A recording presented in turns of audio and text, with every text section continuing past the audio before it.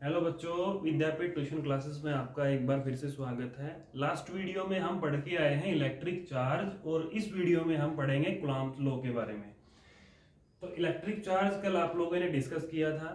तो electric charge की nature हमने कल डिस्कस की थी, पॉजिटिव और नेगेटिव। तो अगर दो सेम चार्ज हैं, अगर दोनों पॉजिटिव हैं या फिर दोनों नेगेटिव हैं, तो दोनों सेम चार्ज जो है एक दूसरे को रिपेल करेंगे और दोनों अपोजिट चार्ज जो है एक दूसरे को अट्रैक्ट करते हैं। ये हम चार्ज की नेचर पढ़ के आए हैं। तो यहाँ पर कूलॉम लॉ हम स्टडी कर रहे हैं। तो सबसे पहले सपोज करो, समझने के लिए सपोज करो कि तो हमारे पास एक पॉइंट चार्ज ये है और हमारे पास एक पॉइंट चार्ज ये है। तो यहाँ पॉइंट, इस पॉइंट चार्ज को आप Q1 मान लो, इस वाले पॉइंट चार्ज को आप Q2 कंसिडर कर लो। और सपोज करो इन दोनों के बीच में जो डिस्टेंस है, यानी कि इनके बीच का जो सेपरेशन है वो है R, यानी कि दो पॉइंट चार्ज हैं वो R डिस्टेंस से सेपरेट हैं। एक को हमने Q1 कंसिडर कर लिया, दूसरे को हमने Q2 कंसिडर कर लिया। तो यहाँ पे ये जो पॉइंट चार्ज है वो पॉजिटिव है, ये वाला जो पॉइंट चार्ज है वो पॉजिटिव भी मान लो, नेगेटिव मान लो, यानी दोनों को आप पॉजिटिव भी कंसीडर कर सकते हो और एक को आप पॉजिटिव और एक को नेगेटिव भी आप कंसीडर कर सकते हो। तो दो पॉइंट चार्ज के बीच में जब फोर्स लगता है, जब दो पॉइंट चार्जेस के बीच में फोर्स लगता है, तो फोर्स ऑफ इंटरेक्शन, उसी फोर्स ऑफ इंटरेक्शन को हम बोलते हैं इलेक्ट्रिक फोर्स। यानी जब दो पॉइंट चार्जेस के बीच में फोर्स लगेगा तो उसी फोर्स को हम बोलते हैं electric force. That is the electric force between two point charge. तो यहाँ पे अगर दोनों सेम चार्ज हैं तो इनके बीच में जो फोर्स लगेगा वो फोर्स ऑफ रिपल्शन लगेगा। अगर दोनों अपोजिट चार्ज होते तो उसमें फोर्स ऑफ अट्रैक्शन लगता। यानी कि एक तरह का इंटरेक्शन फोर्स, इंटरेक्शन मींस वहां पे अट्रैक्शन भी हो सकता है। इंटरेक्शन का मतलब है कि वहां पे अट्रैक्शन भी और वहां पे रिपल्सन भी। तो एक टाइप का अट्रैक्शन और रिपल्सिव वाला जो फोर्स है वो दो पॉइंट चार्ज के बीच में लगता है, उसी को हम इलेक्ट्रिक फोर्स और या फिर कूलम्बिक फोर्स बोलते हैं, या फिर हम उसको इलेक्ट्रोस्टैटिक फोर्स भी बोल देते हैं। तो यहाँ पे दो पॉइंट चार्ज हो गए, तो इनके बीच ऊपर जो फोर्स लगेगा, तो इनके ऊपर जो फोर्स लगेगा उसकी डायरेक्शन ये रहेगी, ठीक है। Q1 चार्ज के ऊपर फोर्स लगेगा तो उसको आप F1 भी मान लो चाहे F मान लो, ठीक है।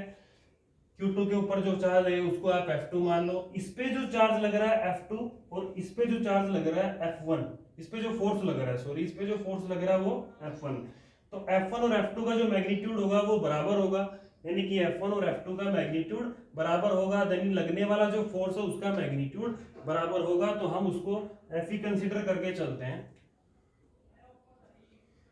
तो इसके ऊपर जो फोर्स लग रहा है उसको हमने F कंसीडर कर लिया, वो डायरेक्टली प्रोपोर्शनल होगा चार्ज Q1 के।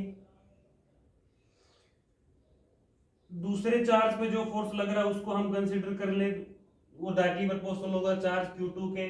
तो यहाँ पे अगर हम दोनों को इकट्ठा लिखें तो फोर्स जो है, टोटल फोर्स जो है वो डायरेक्टली प्रोपोर्शनल होगा दोनों चार्ज के प्रोडक्ट के, दोनों चार्ज के प्रोडक्ट के। यही कूलम्ब्स लॉ बोलता है कि force of interaction between two point charge, यानी दोनों पॉइंट चार्ज के बीच में जो फोर्स लग रहा है वो डायरेक्टली प्रोपोर्शनल होता है प्रोडक्ट ऑफ द चार्जेस। तो इसको आप इक्वेशन 1 मान लो। अब देखो कि फोर्स जो है वो inversely proportional to the square of the distance. इनके बीच में डिस्टेंस क्या है, r, तो r के स्क्वायर के इनवर्सली प्रोपोर्शनल होता है। तो r के इनवर्सली प्रोपोर्शनल का मतलब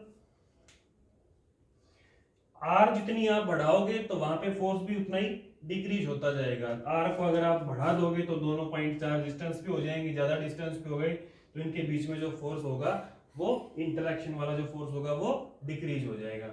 तो दोनों एक दूसरे के उल्टे हैं, तो हमने इनको इनवर्सली प्रोपोर्शनल में लिखा है। तो इस इक्वेशन को आप सेकंड मान लो। दोनों इक्वेशन को आप अगर कंबाइन करोगे तो आपको क्या मिलेगा रिजल्ट में,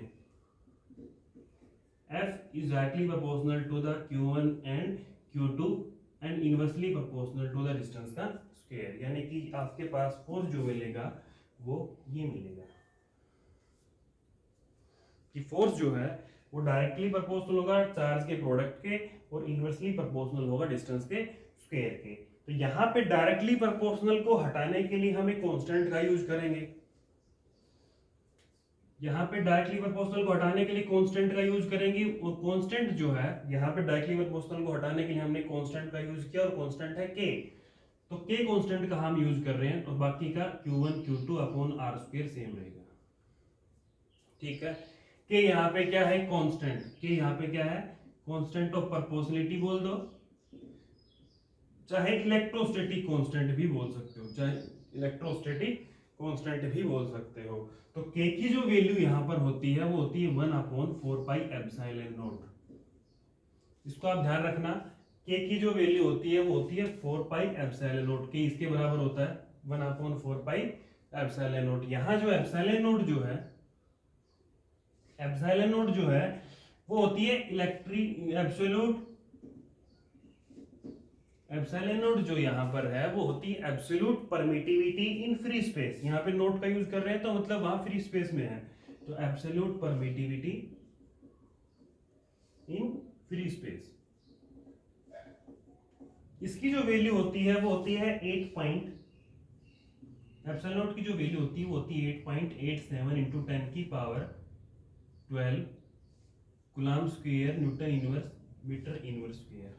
उसकी जो यूनिट होती है वो क्या होती है 8.87 इंटू 10 की power -12 coulomb square newton inverse और मीटर इनवर्स स्क्वायर। तो ये हमारे पास एप्सिलॉन नॉट की वैल्यू होती है, आप ध्यान रखना। अगर हम 4 और पाई की वैल्यू यहाँ पाई की वैल्यू भी आप यहाँ रखोगे और इसको सोल्व करोगे तो के की वैल्यू आपको मिलेगी 9 इंटू 10 की पावर 9। यूनिट कौन सी यूज करोगे यहाँ पे, के की यूनिट क्या रहेगी, के की यूनिट रहेगी newton metre square coulomb inverse square. ये कैसे आई, newton metre square coulomb inverse square कैसे आई, देखो के की यूनिट हम निकाल रहे हैं तो फोर्स की यूनिट क्या होगी न्यूटन, डिस्टेंस का स्क्वायर है तो आर स्क्वायर को इधर ले जाओ तो आर क्या होगी मीटर स्क्वायर, डिस्टेंस का स्क्वायर मतलब मीटर का स्क्वायर, Q1 Q2 यानी कूलम्ब इंटू कूलम्ब, कूलम्ब का स्क्वायर उसको नीचे ले आओ तो कूलम्ब इनवर्स स्क्वायर। तो ये किसकी यूनिट आ गई, के की। किसकी यूनिट आ गई, ये के की, यानी इलेक्ट्रोस्टैटिक कांस्टेंट की यूनिट आ गई newton metre square coulomb inverse square. तो इसकी के की वैल्यू याद रखना 9 इंटू 10 की power 9 newton metre square coulomb inverse square. ये आप ध्यान रखोगे। तो यहां से एक चीज मैं बता दूं आपको कि ये चीज आप लोगों ने देखी होगी, पढ़ी होगी कि कूलम्ब्स लॉ जो होता है वो एक यूनिवर्सल लॉ नहीं है, यूनिवर्सल लॉ नहीं। Universal law means, universal law का मतलब है कि जो सभी सिचुएशन में अप्लीकेबल हो, जो सभी सिचुएशंस के लिए अप्लीकेबल हो। तो यहाँ यूनिवर्सल लॉ कूलम्ब्स लॉ नहीं है, क्यों, क्योंकि कूलम्ब्स लॉ जो है वो एक पॉइंट चार्ज के लिए अप्लीकेबल होता है। तो बिकॉज यहाँ पे लिखना आप कि बिकॉज इट इज अप्लीकेबल या इट इज वैलिड फॉर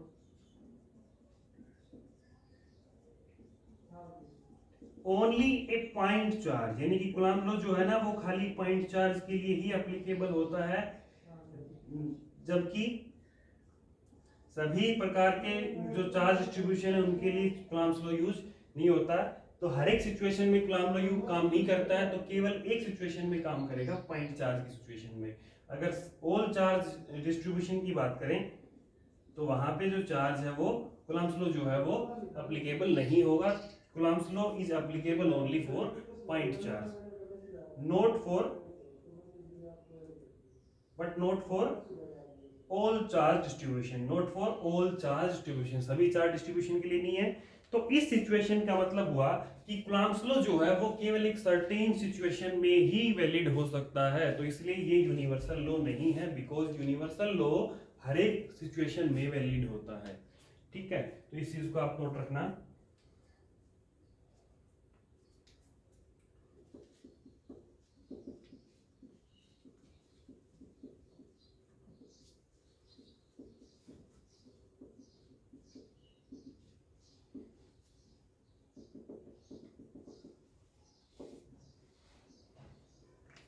तो हमने कूलम्ब लॉ के बारे में स्टडी कर ली। हमारा जो नेक्स्ट टॉपिक है, छोटा सा टॉपिक है, और ये जो नेक्स्ट टॉपिक है वो डाइलेक्ट्रिक कांस्टेंट। आप उसको डाइलेक्ट्रिक कांस्टेंट बोल दो, चाहे आप उसको रिलेटिव इलेक्ट्रिकल परमिटिविटी बोल दो। जो परमिटिविटी जो है ना वो इलेक्ट्रिक फील्ड के लिए ही हम यूज करते हैं, तो इलेक्ट्रिक परमिटिविटी परमिएबिलिटी इनमें आप कंफ्यूज मत होना। तो यहाँ रिलेटिव इलेक्ट्रिक परमिटिविटी आप बोल दो, चाहे डाइलेक्ट्रिक कांस्टेंट बोल दो, ठीक है। तो ये होता क्या है, फोर्स हम निकाल चुके, एक फोर्स है मीडियम में, एक फोर्स है वैक्यूम में, यानी कि एक फोर्स तो हम निकालेंगे जहां पर मीडियम है और एक फोर्स हम निकालेंगे जहां पे वैक्यूम है।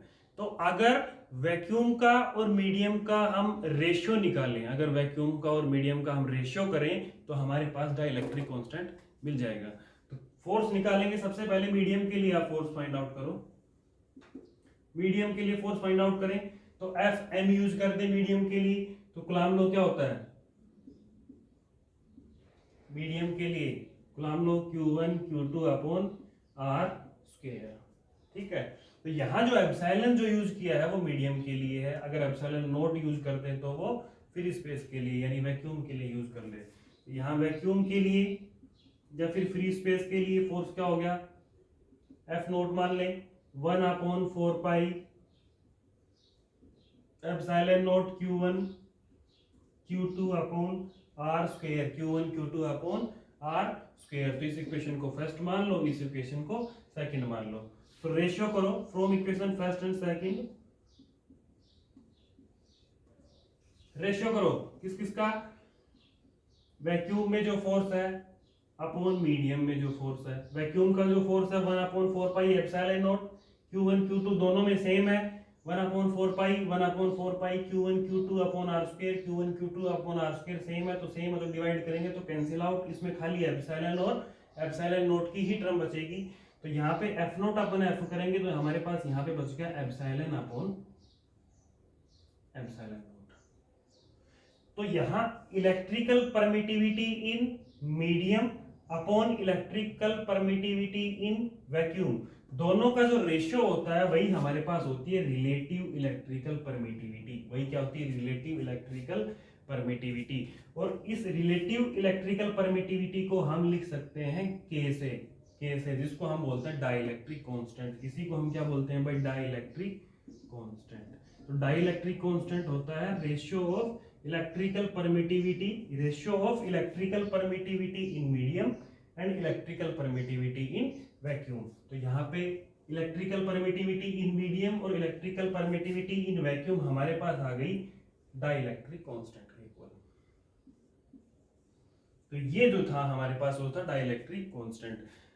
तो ये डाई इलेक्ट्रिक कांस्टेंट है, और वहां हमने जब फोर्स पढ़ा था ना, ये जो फोर्स है, तो यहां हमने फोर्स की वैल्यू पढ़ी थी K = 4 पाई एप्सिलॉन नोट। तो यहाँ जो K है, यहाँ जो K है ये कांस्टेंट है, इलेक्ट्रोस्टैटिक कांस्टेंट है और ये डाइलेक्ट्रिक कांस्टेंट है।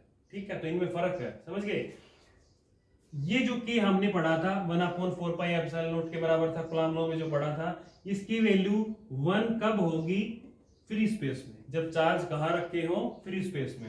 एक पीछे का पॉइंट मैं नोट करवा रहा हूं कि जब दोनों के दोनों पॉइंट चार्ज जो हैं